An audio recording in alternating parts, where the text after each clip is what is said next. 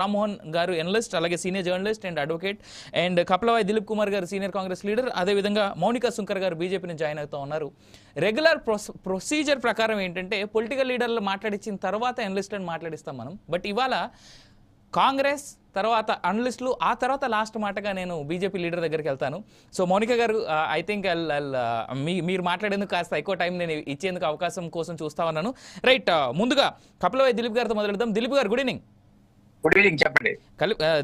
దిలీప్ గారు, మీరు ఆల్రెడీ విన్నారు who is going to be the next prime minister of India అనేటువంటి మాట. బీజేపీ రాజ్యాంగం ప్రకారం 75 వసంతాలు పూర్తయితే ఖచ్చితంగా ఆ వ్యక్తి ఆ పదవి నుంచి వైదొలగాలని బీజేపీ రాజ్యాంగం చెప్తుందని బీజేపీ వాళ్ళే అంటూ ఉంటారు. మీరు ఎలా, అంటే మోడీ తర్వాత ఎవరు అయ్యేందుకు ఆస్కారం ఉందని కాంగ్రెస్ పార్టీ చూస్తుంది, లేదా పర్సనల్ గా మీరెవరైనా చూసేందుకు ఆస్కారం ఉందా? పర్సనల్ వ్యూ అంటే, నేను ఒక టర్మ్ మధ్యలో ప్రైమ్ మినిస్టర్ ని మార్చే అవకాశం ఎక్కడ ఉండదు. అవును, ఆయన 76 కానివ్వండి, 78 కానివ్వండి, I don't think it's possible. కాబట్టి అంతవరకు డోకాలేదు. నెక్స్ట్ మళ్ళా నిజంగానే మేమే రావాలనుకుంటాం కాబట్టి బీజేపీ వస్తుందని మేము అనడానికి వీల్లేదు. బట్ ఇఫ్ అండ్ బట్ల కింద మీరు మాట్లాడేటట్టయితే, ఇఫ్ అండ్ బట్ల కింద మనం చూసుకున్నట్టయితే అక్కడ జనరల్ గా ఆర్ఎస్ఎస్ ప్రివేల్ అవుతుంది. ఆర్ఎస్ఎస్ ఈ మధ్య కాలంలో మోడీ అండ్ అమిత్ షా కాంబినేషన్ లో ఆర్ఎస్ఎస్ ప్రభావం కొద్దిగా తగ్గింది తప్ప, బట్ నార్మల్ గా ఎప్పుడు కూడా ఆర్ఎస్ఎస్ డిసైడ్ చేస్తుంది ఎవరైనా వాళ్ళ దాంట్లో ఇంపార్టెంట్ పోస్టులు కానివ్వండి. కాబట్టి ఇప్పుడు అయితే అవకాశం లేదు. మరి ఒకవేళ నిజంగా కూడా మార్చాల్సిన అవకాశం వచ్చింది అనుకుందాం, అప్పుడు అట్లాంటి సందర్భంలో మీకు అందులో కొద ఉందని అయితే అనుకోను. ఎందుకంటే మీరు నాగ్పూర్ నుంచి ఉన్నటువంటి గడ్కరీ గారి పేరు ఎప్పటి నుంచో మనం వింటున్నాం. అది లేదా ఇదే అమిత్ షా గారు next in line, next in command ఉన్నాడు. ఈవెన్ మధ్యలో మార్చాలనుకున్నా వాడికి పెద్ద నాయకత్వ కొరత ఉంటుందని అయితే అనుకోరు. డెఫినెట్లీ వాళ్ళ స్టాల్వర్డ్స్ ఉన్నారు. అండ్ మీరు ఇంకోటి గమనించినట్టయితే ఈ దేశంలో జవహర్లాల్ నెహ్రూ పోయిన తర్వాత అసలు ఈ దేశం ఏమైపోతుందని చర్చ ఉండే ఒకప్పుడు. రామ్మోహన్ రావు నాకంటే ఎక్కువ చెప్తారు కానీ అప్పుడు లాల్ బహదూర్ శాస్త్రి గారు ఎవరు ఊహించలే. ఆయన అంత పాపం షార్ట్ పర్సన్, ఎంత ఏబుల్ అడ్మినిస్ట్రేటర్ గా షార్ట్ టర్మ్ ఆయన ప్రూవ్ చేస్తున్నాడు. ఒక సమర్థవంతుడైన నాయకత్వాన్ని ఆయన దేశానికి ఇవ్వగలిగాడు పాపం. Honest man. అండ్ డెఫినెట్లీ ఎవరైనా సరే మీరు ఈవెన్ దాని ఏమంటారు స్టాప్ గ్యాప్ అరేంజ్మెంట్ కింద వచ్చిన గుల్జారీలాల్ నందా కావచ్చు, లేదా అసలు ఈ దేశం వేరే నాయకత్వాన్ని అంగీకరించలేదు, ఇంకోటి ఎవరు రూల్ చేయలేరు అనుకున్న సందర్భంలో అసలు జనతాదళ్ లో కూడా మరి మొత్తం స్టాల్వర్డ్సే.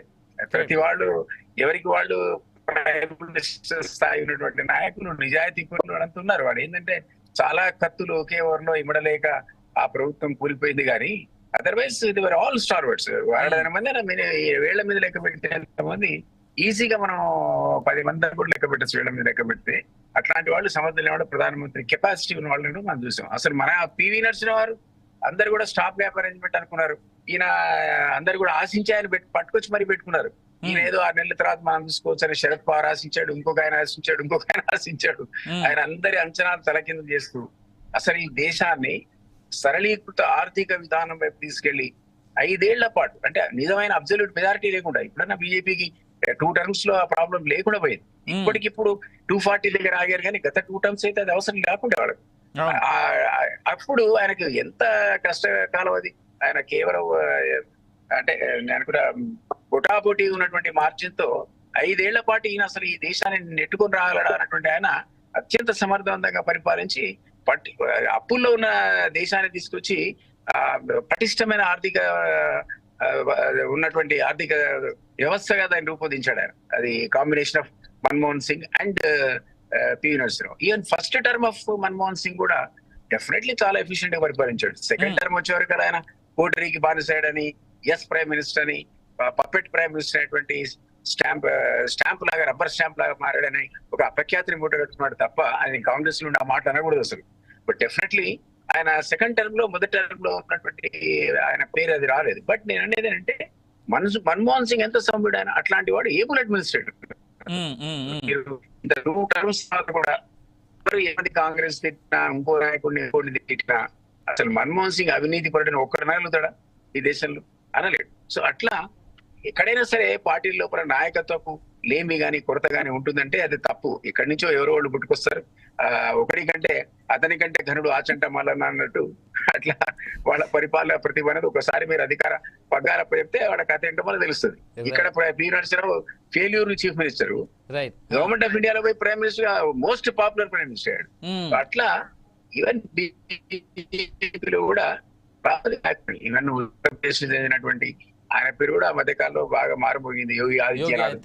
ఆయన ఎవరు అంతకుముందు నాకైతే 20 ఏళ్ల కింద నాకు కూడా తెలియదు, 10 ఏళ్ల కింద నాకు తెలియదు ఆయన ఎవరు. బట్ తర్వాత కాలంలో ఈ మధ్య కాలంలో సెకండ్ టర్మ్ వచ్చే వరకల్లా మోడీ తర్వాత యోగి ఆదిత్యనాథ్ అనే పేరు కూడా ఏమంటుంది మనకు. థర్డ్ టర్మ్ లోపల అసలు కే కాంపిటీటర్ గా మారాడు ఆయన. సరే నెక్స్ట్ టర్మ్ కు వచ్చే వరకల్లా అంటే నేను ఈ టర్మ్ మధ్యలో వస్తే ఎవరు మాడా, నెక్స్ట్ టర్మ్ వస్తే మేమే అధికారంలోకి వస్తూ ఉంటాం. ఫోర్త్ టర్మ్ రావడం ఈజీ కాదు. So what ever it is, మీరు అన్న దానికి నేను అనుకోవటం ఇప్పుడున్నటువంటి రూల్ అన్నది మోడీ గారికి వాళ్ళు అప్లై చేయరు, దానికి ఎగ్జంప్షన్ ఇస్తారని నేను అనుకుంటున్నాను. రైట్ సార్, నేను మళ్ళీ మిమ్మల్ని మాట్లాడిస్తాను. దానికంటే ముందు కోటేశ్వరరావు గారు మీరు ఎలా చూస్తా ఉన్నారు ఇప్పుడు